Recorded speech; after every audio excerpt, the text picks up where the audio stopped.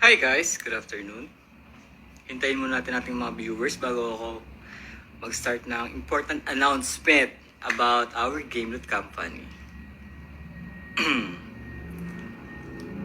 Guys, quick live lang to dahil may lakad pa ako after nito. Meron pa akong meetings kaya mabilis ang live lang ang ating gagawin.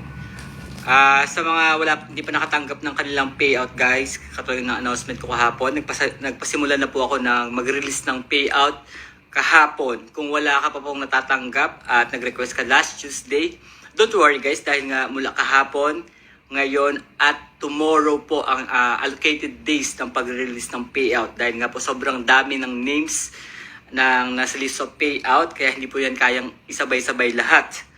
And alam naman natin na may limit. That's why I nag-allocate ako ng 3 days for releasing of payouts. Dahil alam naman natin lahat na Monday talaga ang schedule ng ating payout. Pero lagi kong pinapa-advance payout ang ating mga players sa Gameloot Network. Kaya if ever guys na wala ka pang na-receive na payout mula kahapon, baka ngayong araw na yung ma-receive ngayon. At kung hindi pa ngayong araw, tomorrow paniguradong ma-receive mo na yan. Dahil may make sure namin ng buong team na by tomorrow ay lahat po ng nasa list of payouts ay ma-scatter na ang kanilang payouts.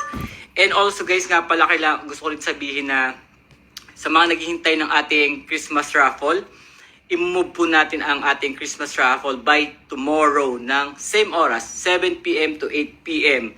Why? Bakit natin kailangan i-move?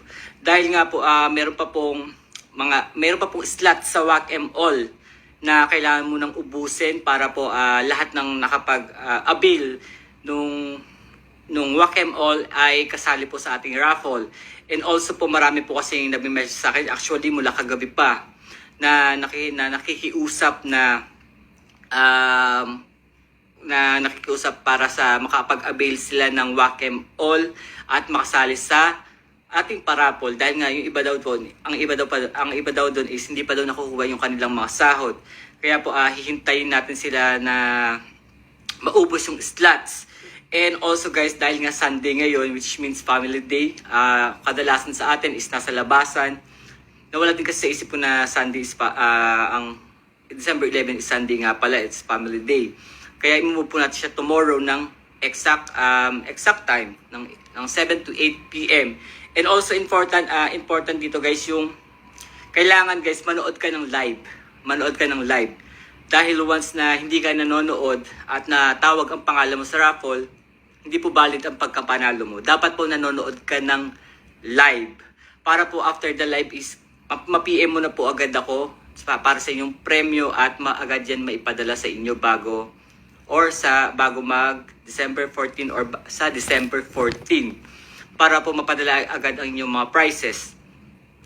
And ayun nga guys, kasi ang una ko nasabi nun, kahit hindi manood, naisip ko na kailangan palang manood ka para hindi magulo. Para once na alam mo na mabunot ang pangalan mo, diretso PM ka na sa akin para makuha ko ang information mo at mapadala ang prices mo or yung cash prices mo.